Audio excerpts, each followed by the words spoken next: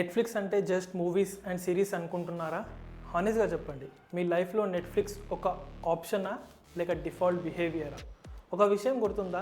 Earlier TV డేస్లో ఏం వస్తే అదే చూడాలి, యాడ్స్ వస్తే వెయిట్ చేయాలి, మిస్ అయితే కంప్లీట్, మళ్ళీ చూడే ఆప్షనే ఉండదు. అప్పుడే నెట్ఫ్లిక్స్ ఒక సింపుల్ క్వశ్చన్ అడిగింది, why should content control people, why can't people control the content అని.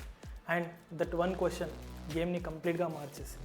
నెట్ఫ్లిక్స్ రియల్గా అమ్ముతుంది కాంటెంట్ కాదు bro, choice plus control sell చేస్తుంది.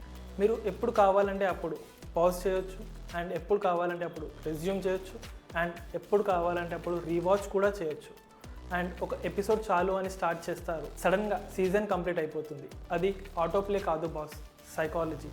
మీ వాచ్ హిస్టరీని బట్టి రికమెండేషన్స్ మారిపోతూ ఉంటాయి, థంబ్నెయిల్స్ కూడా మీకోసమే ఉన్నట్లు అనిపిస్తుంది. నెట్ఫ్లిక్స్ మీ ఫ్రెండ్లా బిహేవ్ చేయడం స్టార్ట్ చేస్తుంది.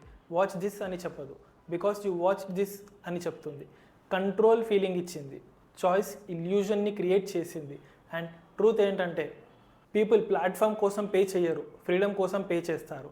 అందుకే నెట్ఫ్లిక్స్ జస్ట్ యాప్ కాదు, it's an habit, comfort and escape. Rain పడితే నెట్ఫ్లిక్స్, స్ట్రెస్ ఉంటే నెట్ఫ్లిక్స్, అండ్ బోర్ కొడితే కూడా Netflix is the only option.